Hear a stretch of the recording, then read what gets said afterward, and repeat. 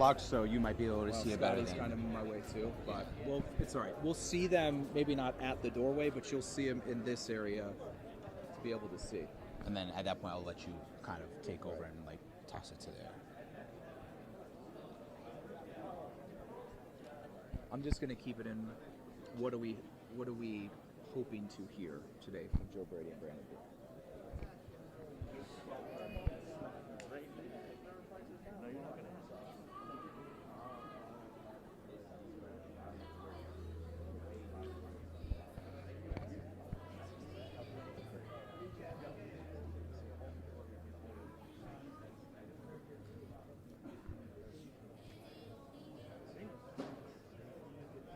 Snack bar area is super nice. I've never seen that part of the weight room. There's Spencer Brown, Kincaid, Josh on crutches.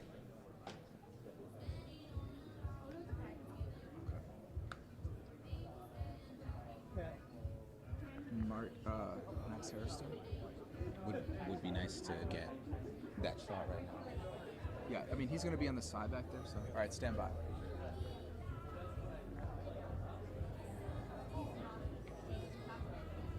See that? So he'll probably be seated, so you'll be able to get that.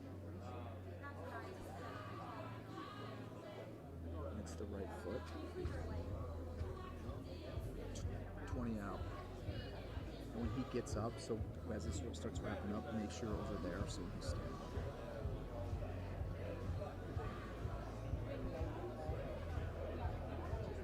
We're about to go live, excuse me. Sorry, dude. You're fine. My bad.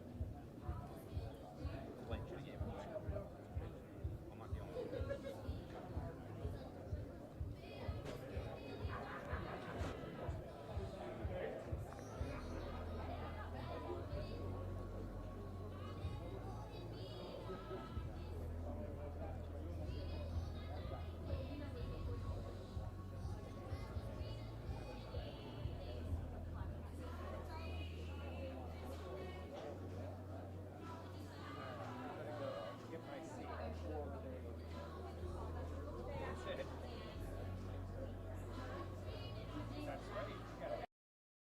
To sports reporter Jonathan Acosta there at One Bills Drive. And John, what are some of the things you're expecting or that you want to hear from Brady today? Hey Kelly, welcome here inside the Bills weight room, a place that we really don't get to see very much of. A fantastic, really cool setup behind us where Joe Brady and Brandon Beane are expected to speak with the media. Don't know about Terry Pegula. We know he will not speak. Maybe he will introduce Brady himself here. We're seeing a bunch of other players starting to filter in, including Josh Allen on crutches and a boot, something we will get into later. Spencer Brown, Dalton Kincaid, Reed Ferguson, among other Bills players here for the introduction of Joe Brady being promoted from offensive coordinator to this team's next head coach. And Jonathan, the question is, over the next however long this one goes, what are you hoping to hear from Joe Brady? I think the questions that everyone wants to hear relates to how he will be different from Sean McDermott, right? Because I think when the team made a decision to part with Sean McDermott, Terry Pegula talking about hitting the proverbial playoff wall, you figured there needed to be some sort of level of change to expect something different from this team. So then it makes sense that a lot of questions arose when the team decides to promote the offensive coordinator that worked under McDermott for these past 3-4 years, because that doesn't really say, hey, we're making a big change right here. So I think the question that will be presented both to Brandon Beane and to Joe Brady is, what is this operation, how is it going to be different than the operation we saw here at One Bills Drive for this past 7-8 years, which brought a lot of success, but not the ultimate success that this team wanted? And then also the question for Joe Brady is, with all of the division titles that this team won and everything, what are you going to keep the same? Obviously, because a lot of things did work, but what are the tweaks that you need to make in order to help this team get over the hump? The buzzword we heard last week from Brandon Beane in particular, that we've heard through some reporting as to why Brady got the position, was he's a CEO. He's going to assume the CEO position. For me, at the top of the list, what does that actually mean? Yeah. Sean McDermott, you talk about culture, you talk about revitalizing this organization with structure. That seems to me like a very good CEO. It might have been one of the best things that Sean McDermott did during his 9-year tenure here. So how is Brady taking that CEO role and doing things maybe more to the liking of Brandon Beane and Terry Pegula? I think also the question for me is to Brandon Beane. You interviewed 9 people in 6 days. That is an extensive search, in my opinion.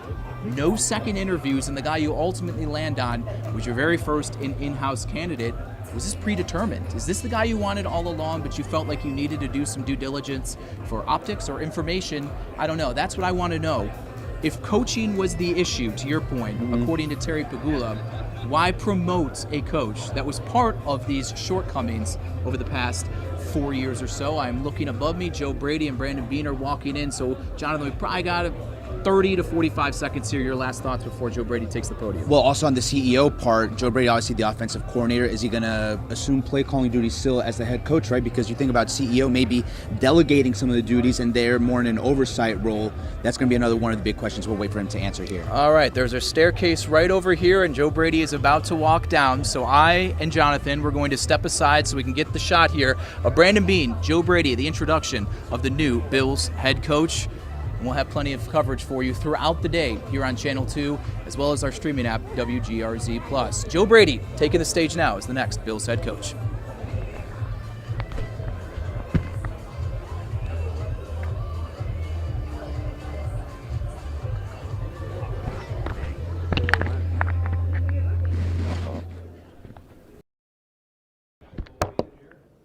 Crowd, different little setting. I want to thank our entire Bills staff that's here. We just had a great meeting to kind of welcome Joe in there, but appreciate all of y'all's support. I want to thank our media for being here today as well. I want to thank our owner, Terry Pegula, and his family, Pete Gwelly, Terrence Gray, Brian Gain, and Josh Allen for the extensive work, time, and energy that we all put in last week when we started this search to where we ended up with Joe. I'd also personally like to thank the other 8 candidates. This process was long, but it was informative.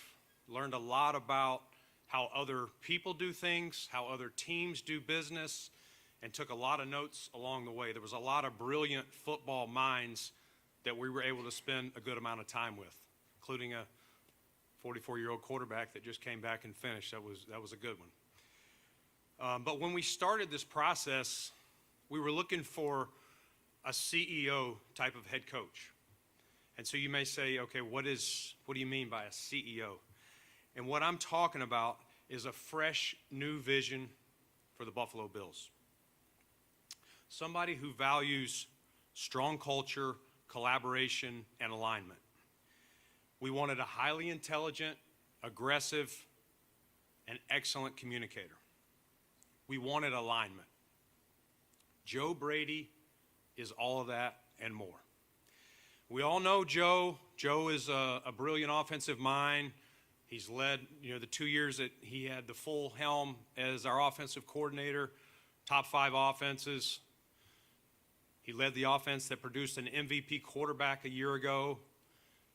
This past season, the NFL rushing champ. Joe's offenses know how to attack in many different ways. And we all know that about Joe.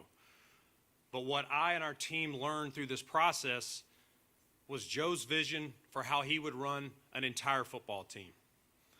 And specifically, his thoughts on how our defense would play under Joe if he was given this job. He wants a defense that attacks opposing quarterbacks and play callers pre-snap and post-snap. A defense that dictates to the offense. And what I also learned about Joe through this process was his love for Buffalo, his love for our community and the entire Bills Mafia. Joe is the perfect fit for our team right now. I am fired up to announce the next head coach of the Buffalo Bills, Joe Brady.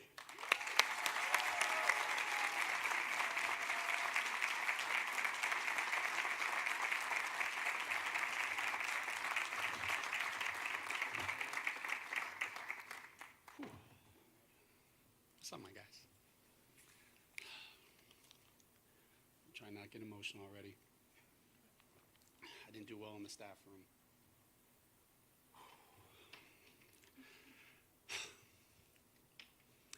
Thank you. I want to first start with gratitude. I hope I'm loud enough. Someone will tell me in the back if I'm not. I want to first start by thanking Mr. Pegula and the Pegula family. Your commitment to this franchise, to this community, and winning is evident in everything you do. When this opportunity came along, I didn't want to just be a head football coach. I wanted to be the head football coach of the Buffalo Bills, doing it with the right people, under the right direction, with the right alignment. Thank you for the trust you've placed in me and the responsibility to lead with you. I don't know where she is, but I want to thank my wife, Lauren. She's right in front. I thought she was going to be with the little baby. She's right in front. I said hi to the guys, didn't even say hi to her. God, off to a good start. I definitely can't look at you now. This job demands sacrifice, right? I'm calling you on the way to a game while you're going into labor, right? And I find out after a game that you go through, you give birth by yourself. This game takes away time and energy and presence from you. And you've carried the weight that comes with this job so that I can pursue my calling. Your strength, your belief, and your steadiness is the foundation that allows me to do what I do. And you believed in me long before this moment ever arrived. I am nothing without you, and I will not get anywhere ever in life without you. I didn't cry, so that's not going to go well.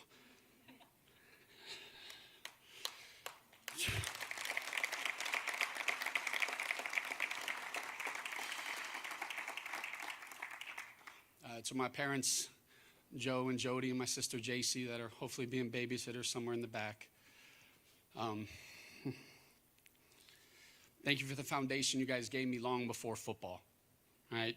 You taught me how to work, how to compete, how to take accountability, how to protect, how to treat others, how to stay grounded. Everything I stand for as a coach started at home. I love you guys. I want to thank Brandon Beane. So much respect for this interview process and how you handled it, not starting from the beginning, starting it and treating it. I've been fortunate to be in some of these interviews before, and that was the most intense interview I've ever been in, and I mean that with everything. But the way that you guys treated it and allowed me to be me, not worrying about what's happened to here in the past and what we're focused on, direction of the future. I'm incredibly excited about our alignment, the communication that we have together, and our collaboration, and I'm in this with you. Thank you. I want to thank my agent, Trace Armstrong, helping me navigate this process, being my sounding board and sweating it out until I got the news. Lastly, I've been fortunate to be around a lot of incredible coaches in my career. I'm not up there without them. I played for Coach Jimmy Laycock. I coached linebackers for Jimmy Laycock. I was GA for James Franklin. Got an opportunity to be a coaching assistant with Sean Payton. Opportunity to call plays with Ed Orgeron, Matt Rule, and coach quarterbacks and call plays for Sean McDermott. I want to thank and recognize Sean McDermott. In 2022, 4 years ago, Coach McDermott gave me an opportunity of a lifetime. I had an opportunity to come here, coach for the Buffalo Bills, and coach Josh Allen. I took immense pride in that. Over the past 4 years, I've learned a tremendous amount of things from Coach McDermott. How to lead, resilience, standards. The past 9 years in this organization matter. I'm understanding of that. I'm appreciative of the opportunity to be a part of it. They matter deeply and they deserve respect. I'm so grateful for Coach McDermott. I love Coach McDermott, and I'm going to do everything I can to continue to build upon the things that he laid and the foundation he laid.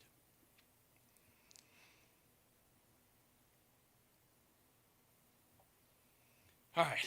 At the same time, we got to move forward, right? And I think it starts with a new energy, a new mentality, and a new vision. A new energy that I got to drive every single day.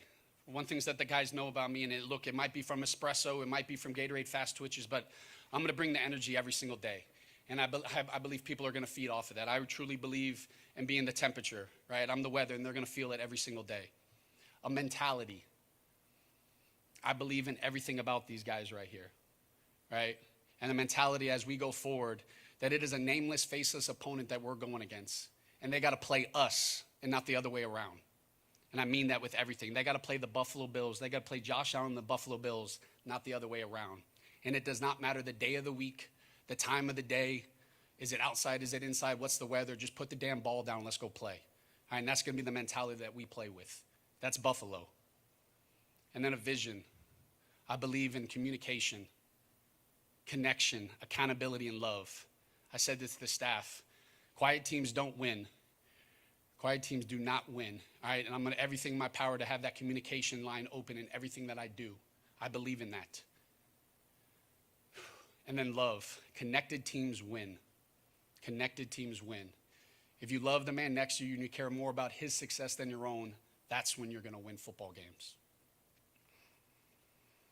I understand that I'm walking into this role in a much better position than Coach McDermott did. I am not naive to that. I also understand that the expectations are higher as well. I didn't take this job to shy away from expectations. I sure as hell did not do that. I'm embracing it, I'm understanding it, and I'm meeting it full on. I know what I signed up for, and we're going to embrace it because no one rises to low expectations. I want what this city wants. I want what Mr. Pegula deserves. Buffalo. The same thing as Buffalo. Buffalo isn't just where I work. And this is a kid from South Florida. Buffalo is not just where I work. It's where my life changed. There's nowhere else I'd rather be than right here, right now. And I mean that in my whole heart and my family. My wife and I got married while we've been living here. We didn't even take a honeymoon right away so that we can spend our first summer here in Buffalo and experience in Buffalo. Both of my kids were born in Buffalo. And they're going to be raised their entire life to have so much pride in being able to say that they're from Buffalo. This city and this organization brings so much life into me professionally, and I don't take that lightly.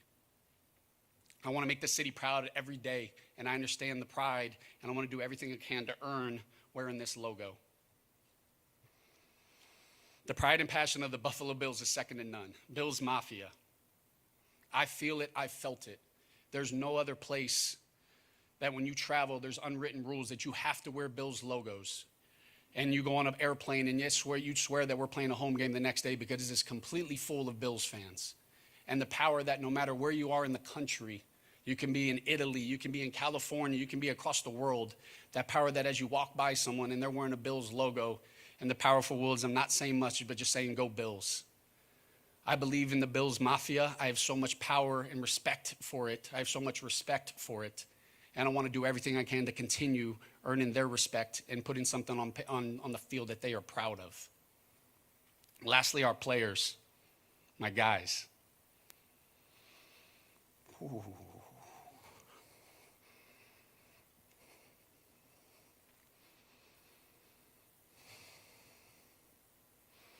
I'm so appreciative of you guys being here today. And thank you for allowing me to be myself, playing for me and being you with us. I may be calling plays still, but I'm no longer the offensive coordinator, Max, right? The defensive and special teams guys one day, I can't wait to grow our relationship, right? And deepen it and understand who you are and continue to grow that. And I can't wait to go out to practice, right? And when you get a takeaway, be able to celebrate with you, just like I was talking a lot to you. I get to get after Spencer Brown the same way, and I'm in it with you guys now, all right? I can't wait to do that.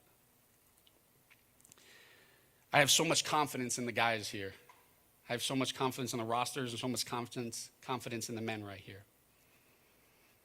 Everything we will do will be centered around you having success and making sure that we're putting you in the best positions to have success. I tell my players all the time, I'm so grateful to get to do what I do, but I'm more grateful to get to who I get to do it with. Everything I am is because of you guys. And I'm going to work all I ever think about is making sure that you guys are successful. It is not about me, it is always about you guys. And lastly, I talked about love. Josh always says it. If you love someone, let them know. I love you guys. I'm going to leave that with Go Bills. Thank you.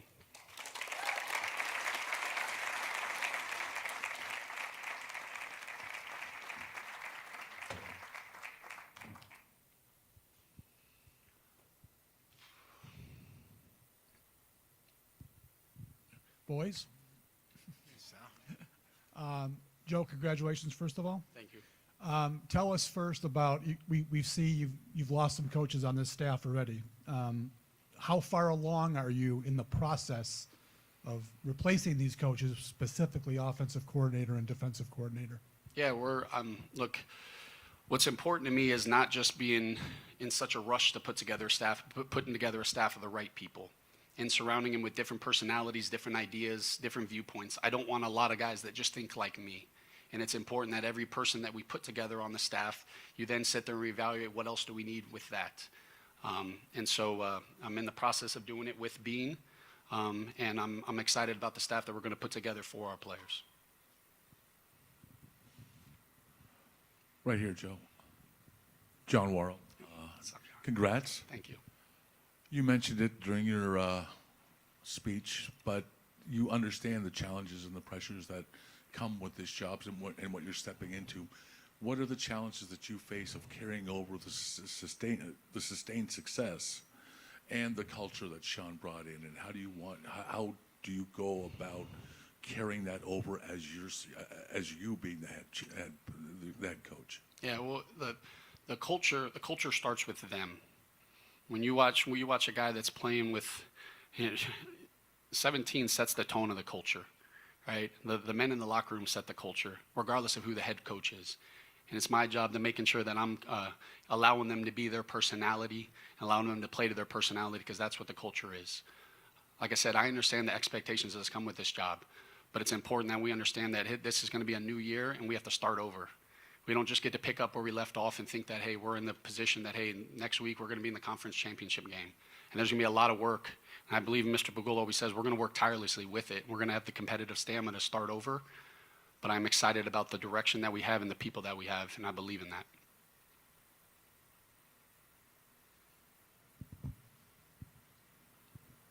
Hi, guys. Brandon, when did you know that Joe is your guy? Yeah, it's funny.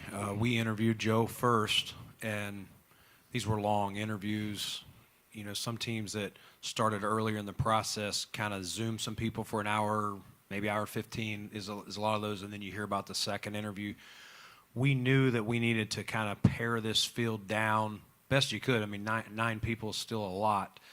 But at the same time, you want to be thorough with the process.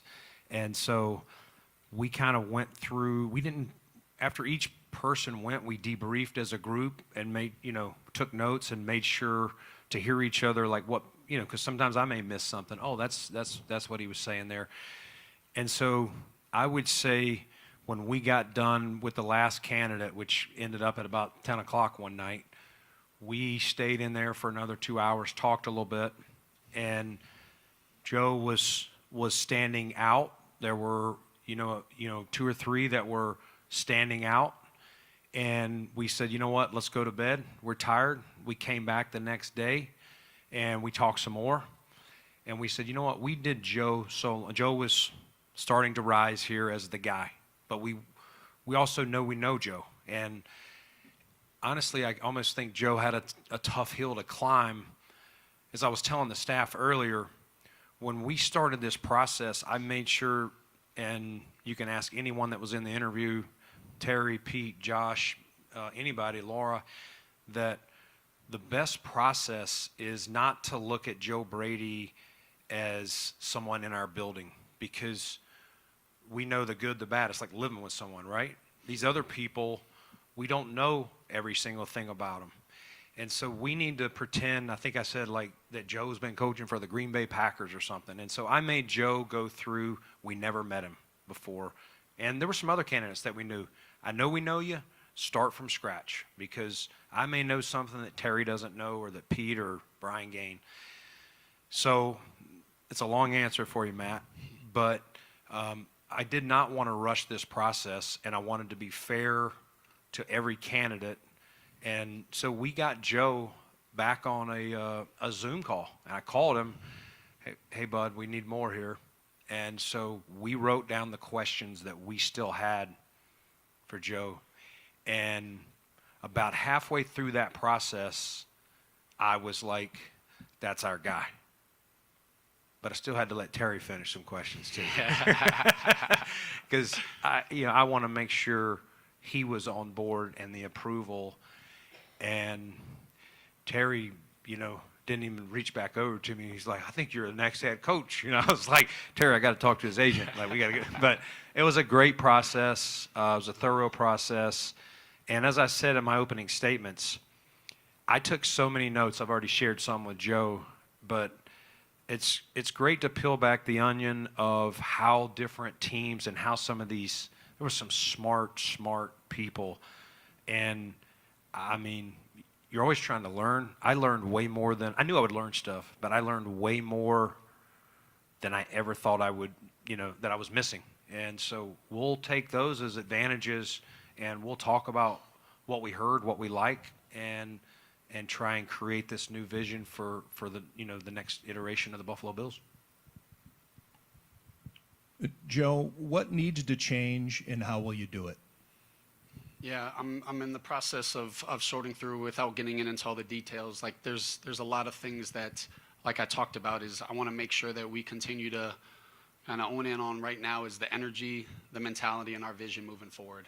I'm not necessarily focused on changing things as opposed to where do we need to go from here and just moving forward with that direction.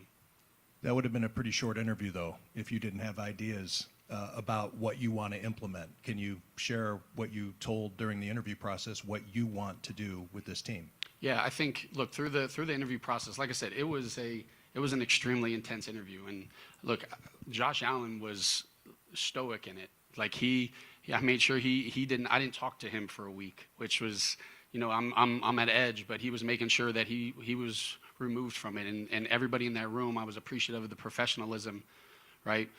The premise of the interview was making sure that I was able to kind of talk about, not use it as a, hey, these are things that I would change. It's more of, this is what I would do as a head coach, and this is the vision that I'm looking to do here. I think a lot of times we think that, hey, when you take over a place, you just have to change a lot. Sometimes it's just fine-tuning some things.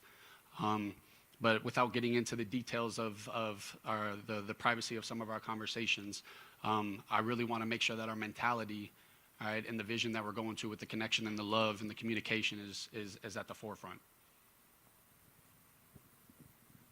Joe Brady, Mookie Hawkins, congratulations, man. Thank you, brother.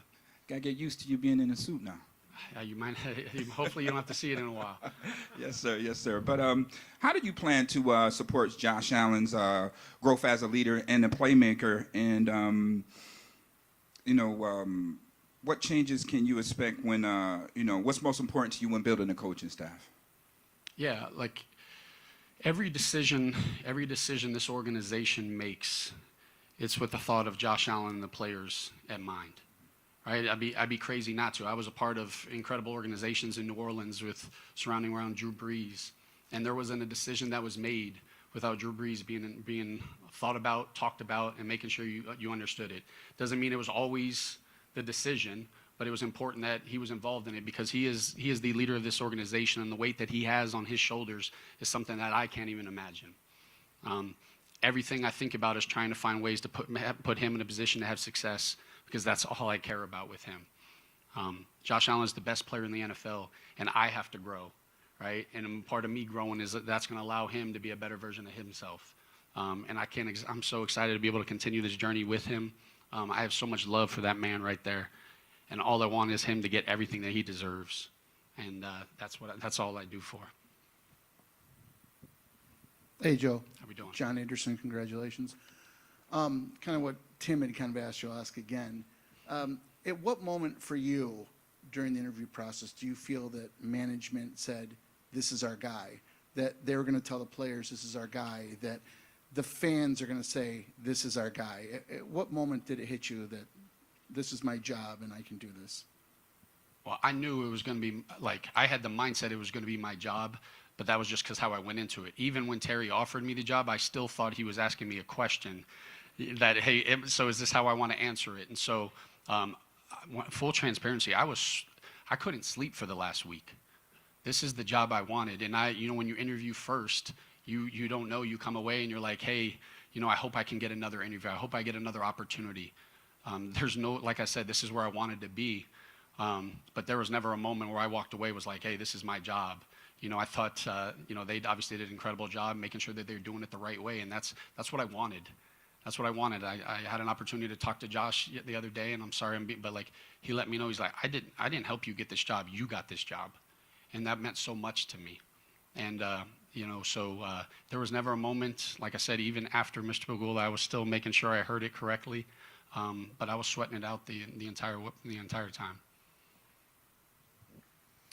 Brandon, last week it was seeming clear that the roster was felt to be strong enough, but maybe coaching is the reason that this team hasn't reached the Super Bowl. Why then was a choice who's been part of this coaching staff the right one to be the next head coach?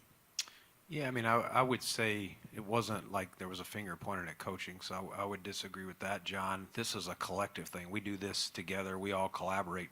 And hopefully I was clear that, Sean McDermott being dismissed or a change with coaching, I feel guilt for that as well. There's things that I could do and that, Joe and I will work together to make sure that we get corrected to get this thing over the top. So as I was saying earlier, if you viewed, like, I'm going to step back to myself.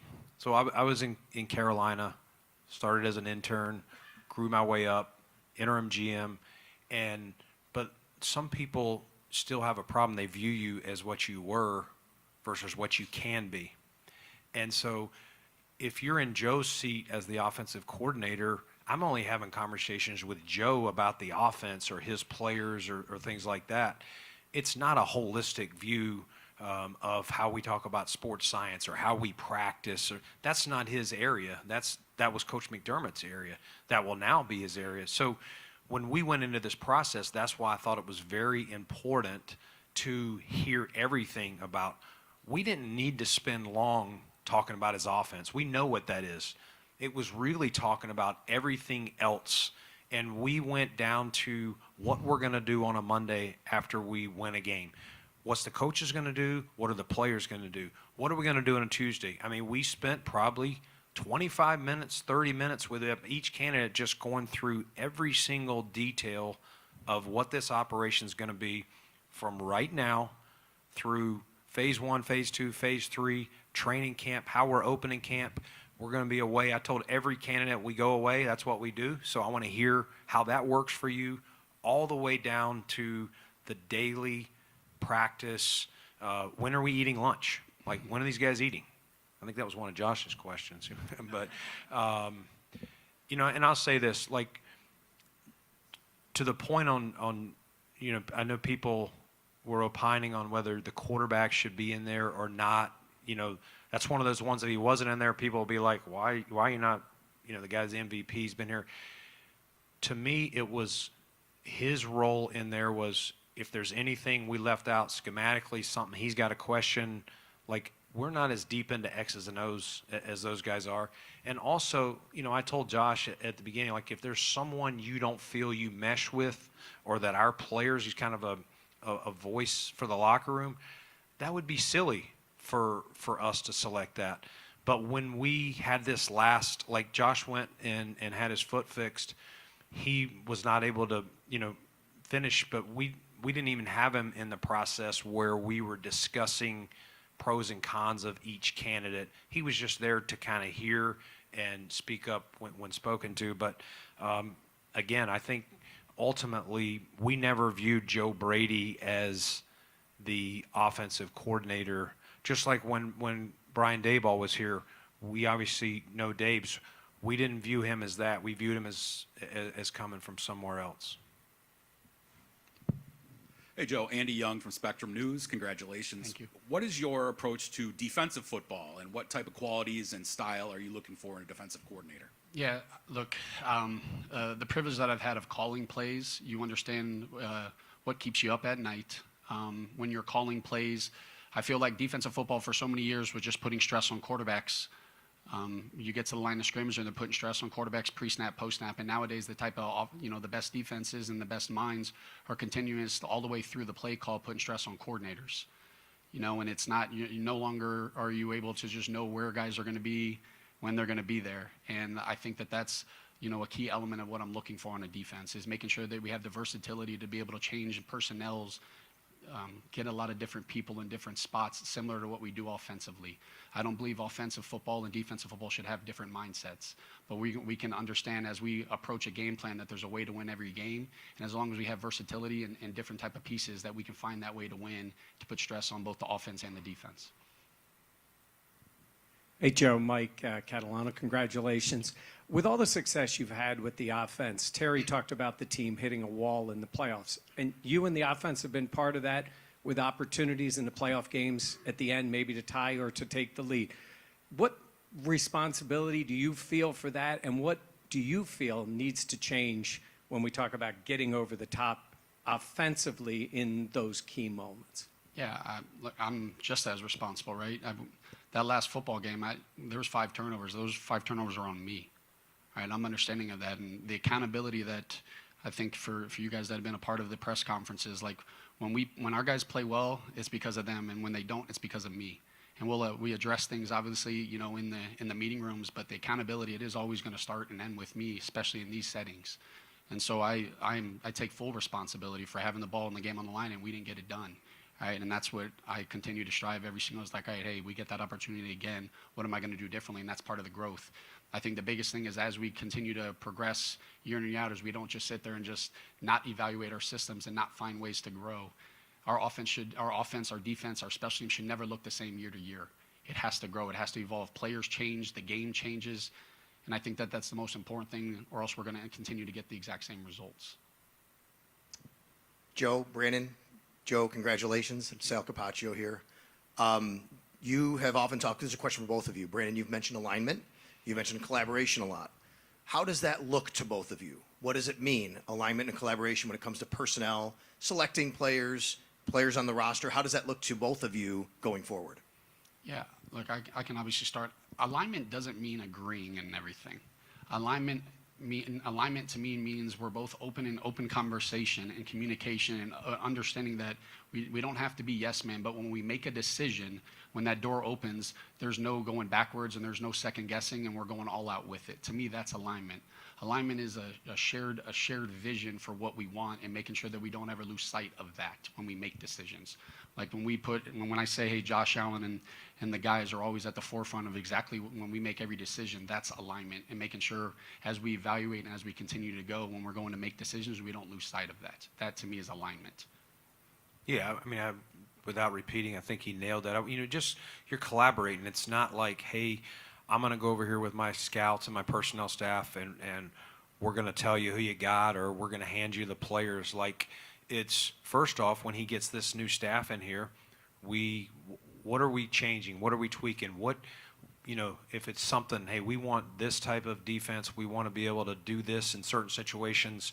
You know, these players all fit that, but this player might not fit as well, and we need to look for that. So once we get those coordinators in, and especially on the defense, you know, because I kind of got a pretty good vision of Joe's offense, but defensively, like, bring that coordinator in, bring those position coaches in, and go through the position specifics and how they want to do the things that Joe was talking about, how we want to attack, and that's collaborating in a shared vision. And listen, if there's something that Joe doesn't think makes sense, he's going to speak up. If there's something that I don't think makes sense, I'm going to speak up. But we're going to collaborate on every part of it. And then, you know, what we do as scouts and personnel and our guys do it for me. They help narrow down a large field, like let's just talk about free agency, down to a smaller field. I'm going to review that, look at them, make sure. I may say, hey, guys, you left somebody out, or why is this guy in? And then, because Joe's got a lot of, then I'm going to go to Joe and his coordinators and say, hey, take a look at these guys. This is, you know, let me know how you see them. This is how we see them. And if we agree, that's great. That's easy. We know we can pursue them. If we don't agree, we may sit in a room and say, tell me what you see from your lens as a coach, but also hear what I see from a personnel eyes, because we don't get into schemes. A lot of times coaches can look at schemes. We're just like looking at his body type. He's got long arms. He can jump high, like all those things. And sometimes we may miss something. Hey, this guy's got some instinctual things that I'm worried about. You know, that can come up. So I'm getting granular, but I hope you understand it's everything in the process. Hey, when we get to talk about training camp, which I mentioned, like how do we want to practice at camp? How do we want to get with our sports science people and make sure we're building the right team that's fast, physical, calloused, yet healthy? And so that's alignment, that's collaboration, shared vision. Hey, Joe, Thad Brown, congratulations. Thank you. For the last couple of years, you've been coordinating offense for someone else's team. What changes now that you're going to run an offense for your own team? I think the biggest thing is understanding that when you're the play caller, your understanding of, as an offensive play caller, everything you're going through is thinking situational football, right? You're having the mindset of, hey, I'm calling this play, this is what's happening next. I'm sure you're trying to stay ahead of it all. When you're an offensive play caller for a head coach, you have to be mindful of those things because you're not in full control of handling all of those situations, right? And that's where a collaborative approach is extremely important, from an offensive coordinator that's calling a play calls with a head coach. But from my perspective, like, look, I was around Sean Payton. I'm from the Sean Payton tree. His aggressiveness, his mindset, and there's so many elements that I believe that we can continue to grow our offense, with the pieces that we have, and I look forward to that. Quickly, it's been reported that you plan to call plays as the head coach. Is that the plan? Yes, sir. Thank you. That was a good segue because that right over here. So Brandon, I know last week you talked about how the CEO nature of the head coach position, it can tend to stretch you thin in a lot of different ways. So the decision to call plays, Joe, for you, what went into that, knowing all the other responsibilities heading into the head coaching position? And then for Brandon, what made you feel confident in Joe that he's able to do all of those things, including calling the plays? Yeah, look, I've never been a head coach before, right? I'm understanding of that. The only way to get head coaching experience is to be a head coach. But I think the most important thing is surrounding yourself with people that you can trust and you can lean on as you grow through it. There's going to be elements, and I'm going to make mistakes. I'm not going to be perfect, right? But I'm going to do everything I can to continue to grow through that. There's going to be a lot of conversation about figuring all that out. But like I said, as an offensive play caller, and every element that you're doing is is game management. You literally don't call a play without already thinking about what it's going to look like next, what the situation or what the defense is going to look like, and you have to have multiple things in mind. But I think the biggest thing is making sure that I'm surrounding myself with the right people that, hey, I can't be in the offensive room on every single second. I'm not the offensive head coach. I'm the head coach. And I'm understanding of that. And it's important that the defensive guys know me. And then I'm able to speak the defensive language and I can communicate with the defensive coaches and the special teams coaches. That's important to me. So it's important when I put together the staff that I put together guys that understand the vision that I'm looking for with different ideas and putting it together so that I don't live and do everything like I did as the offensive coordinator because I'm not the offensive coordinator anymore. Yeah, Joe, to segue off that, I think that was part of the process of making sure that we didn't view Joe as just the OC, but his staff, which he's mentioned, and his plan for surrounding himself with people, and obviously he's got relationships. He's mentioned Coach Payton and other guys that have done this, and so anytime you hire, and we interviewed some people that had a head coaching job and some that had not, but anytime you hire someone for the first time and they're doing this, there is a little bit of unknown. But I believe his plan, his vision, and our communication, I think we'll be able to support him where he needs it, which he will. And he said he's going to learn along the way. I would think if you sit down 12 months from now, Joe's going to say, man, that was wild. I learned a lot, and I'm going to be even more prepared, for season 2. Mm-hmm. Hi, Joe. You mentioned all the great coaches you've learned under. Over time, how did you build a vision for how you wanted a football team to operate?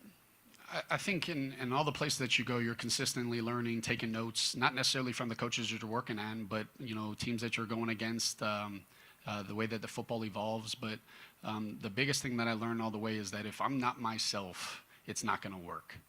If I try to just, hey, pick up, oh, this is what Coach Payton did, and take it somewhere else, that's not going to work. I think that that's important, that I have to be me. And I think the great coaches that I've been around have been comfortable in who they are. Like you guys, as you guys know, I do curse. I stutter on some words. Like, I am me, and I'm comfortable in that. And I think my guys understand that. But I'm going to be my personality. And I think the great coaches that I've been around are comfortable in who they are and know their strengths and put together a staff on things that they might necessarily be their strong points.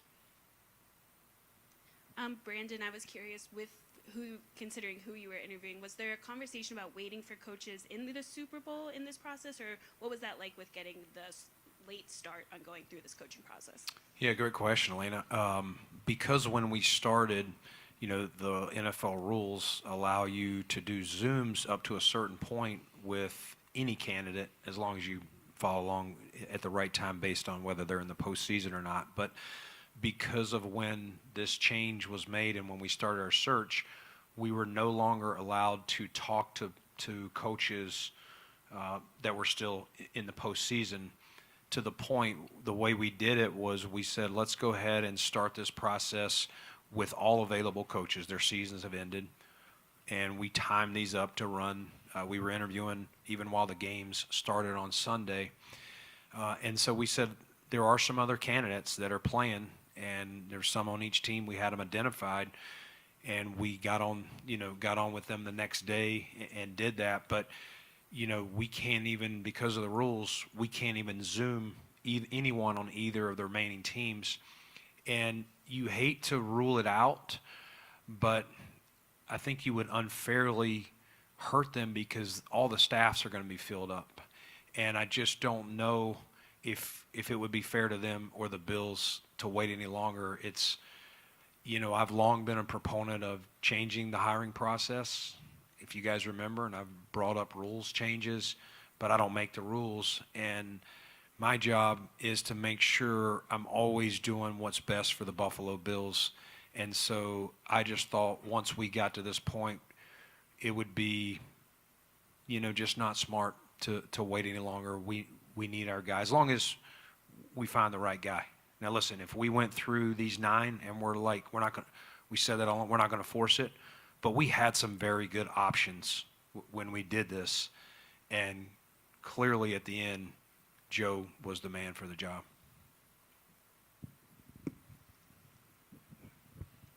Lance Lysowski from the Buffalo News. Congrats, Joe.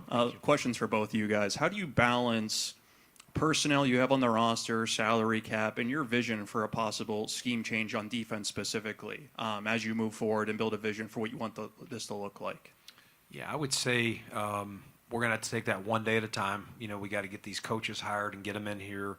And, Joe and I have already been talking about some of the things. But I do think on defense, like if we were to make, a change to, and Joe's looking at different things, nothing's but a 5 down front or whatever. Like we do think we have some pieces that can already fit in that. But as I said earlier, maybe some don't fit as well. And we'll talk about what that looks like. And then we'll look in free agency and we're trying to identify some guys that would come in and fit whatever the defense is going to be, and then obviously as we get into April, work closer on that.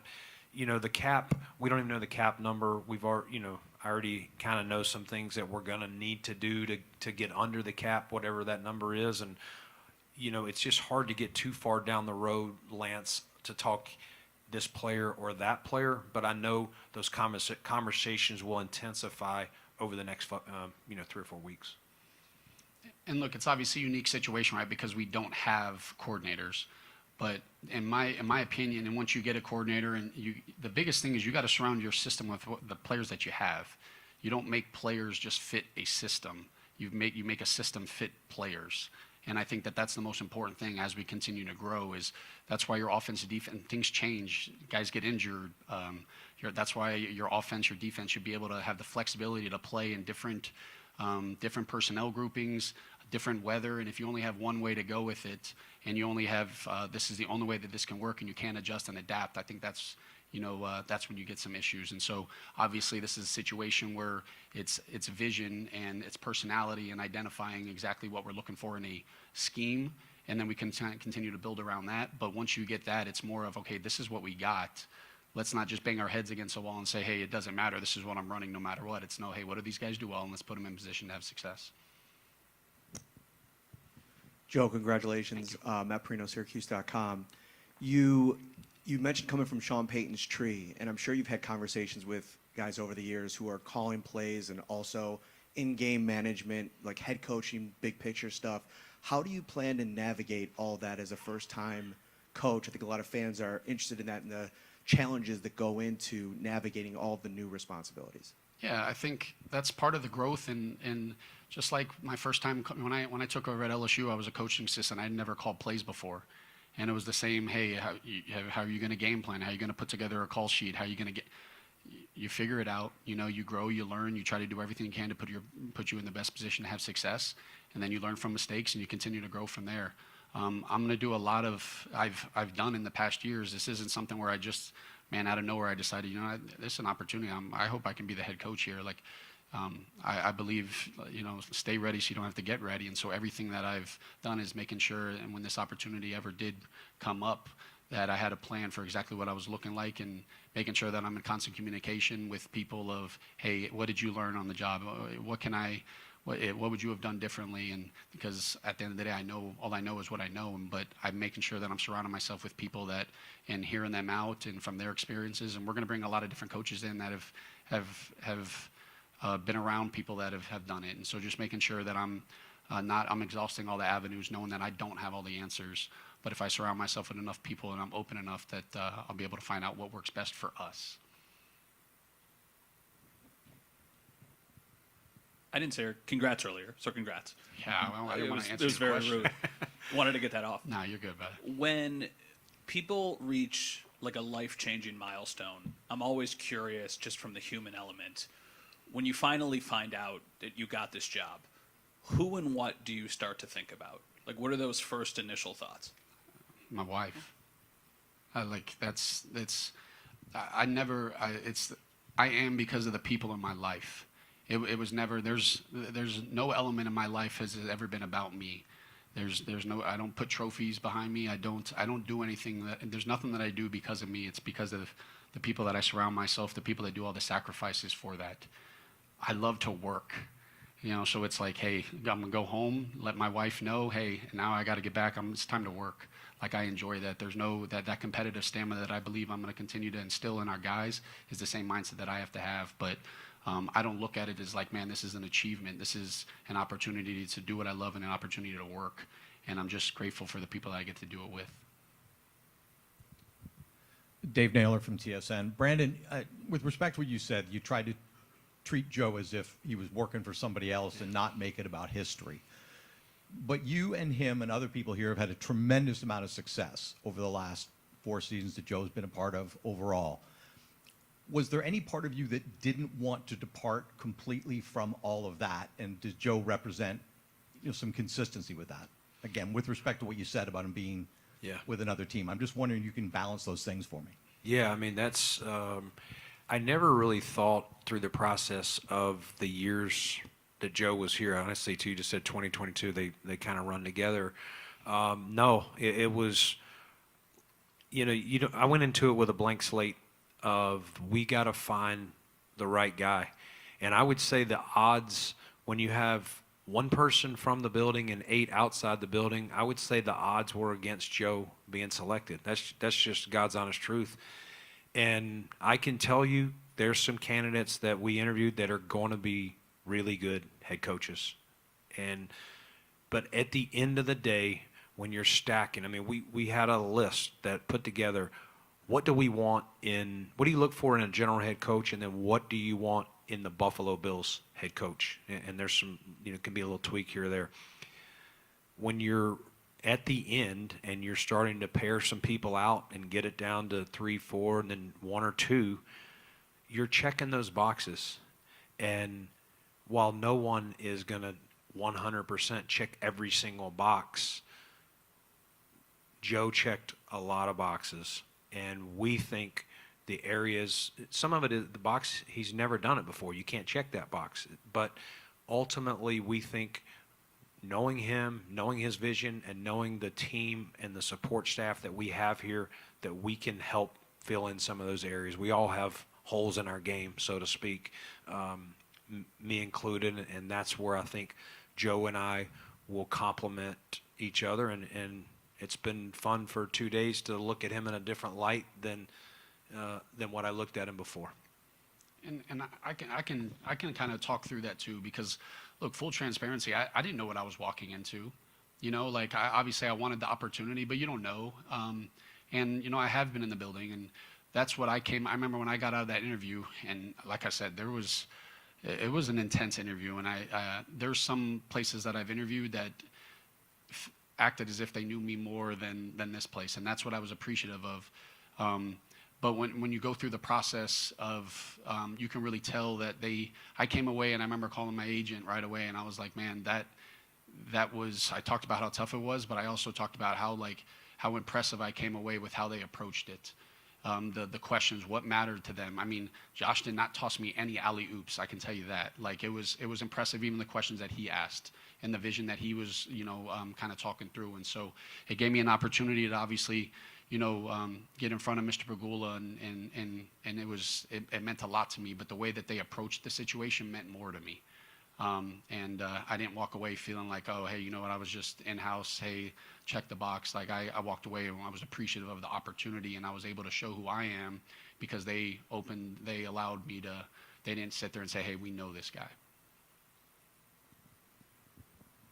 Joe, you got guys that's on the staff that was with you, you know, such as Ron Curry, who was quarterback coach, the same position that you were in. And then you got guys that on the defensive side, which was the #1 passing defense, that you know, that played an integral part. How would guys like Jamel Uday and guys like Ron Curry share some of the qualities when you look to building that staff? Yeah, I think, look, the biggest thing that to me is when you put together a staff is understanding the different type of personalities and making sure that you have a bunch of different backgrounds, both schematically, personality, and not just sitting there looking for a cookie cutter. If we have a bunch of Joe Brady's in the room, we're not going to grow and we're not going to evolve. And that's important to me. And so putting together that staff, there's so many critical elements that I look for, different type of people. Some guys might be more fundamental driven. Some guys might be the energy, the juice, the rah-rah guys. Some guys might be the calm communicators, and understanding the type of rooms that they're coaching and putting that room together is so important to me. And so making sure as I'm looking at it from a clean slate, just like they did, and saying, hey, what am I looking to? I only get one opportunity to be a head football coach. I'm not in the business of hiring my friends and making sure I want to get the best football coaches for these players because they deserve that. And so that's what's important to me. Absolutely. Now, diving into player development, you got young guys such as Max Harrison, Dwayne Carter, Keon Coleman. What would be your approach into their development going forward? I think the biggest thing is making sure that we go back and evaluate our systems to start. And that's in every element of the organization. There's a reason they're on our football team because we believe in them, right? And they need, one, to understand that. And I think, two, is understanding and communicating to get to know them. The only way you can coach guys is if you really know them. You know, how can I hold him accountable? How can I communicate to him? How can I understand how he views this if I don't care about him and I don't get to know the other person? And so that's what the biggest thing for me this offseason, you know, just is to talk with the guys, get on the FaceTimes, try to get an understanding that I'm not the offensive coordinator anymore, right? I'm their head coach, and I want to get to know them so that then I can be able to coach them and continue to develop them the way that they need. Hey, Joe, there was a lot written, talked about the downfield passing game this year, and obviously you're as close to it as anybody. What do you look at? I'm sure you've reviewed it all. How is that going to improve? What do you have to do to make this team more functional down the field than it was last season? Yeah, look, there's so many different elements that come into just saying downfield passing, right? You know, we ended up finishing second in the NFL in explosives, right? And so there's so many different ways of how you can throw the ball 20 yards and get a 20-yard completion. You can throw the ball behind the line of scrimmage and get a 20-yard completion. There's so many different ways you can get that. But I also think you have to understand that you got to be able to attack the defense and stretch the defense vertically.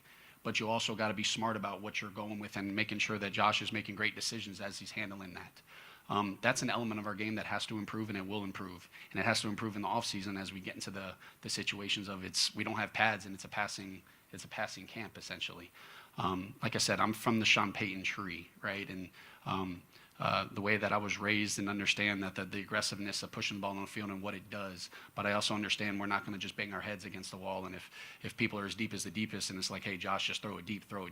But we're going to continue to evolve and change and grow our offense based upon the personnel that we have. You know, Josh is going to continue to grow and get better. And then we're going to be able to get to put an offense around that. But just to say, hey, we're just going to throw it deep, just to throw it deep, we got to make sure that we're effective at it as well. Hey, Joe, Jay with the Buffalo News. How much autonomy did you have over the last couple of years to call the offense that you wanted to call versus having it fit into a vision that was maybe laid out by the head coach? Look, there's a way to win every game, and that's to me the most important thing. And as a head football coach, sharing the vision and making sure that you're communicating with your coordinators about this is what it's going to take to win this football game. Part of I do believe calling plays is understanding that as well. When you look at us from an offensive perspective this year, there was games where we lived in 13 personnel and needed to control the line of scrimmage and control the game. There was games that we knew, hey, this is going to probably be a high-scoring game, and you got to call it differently.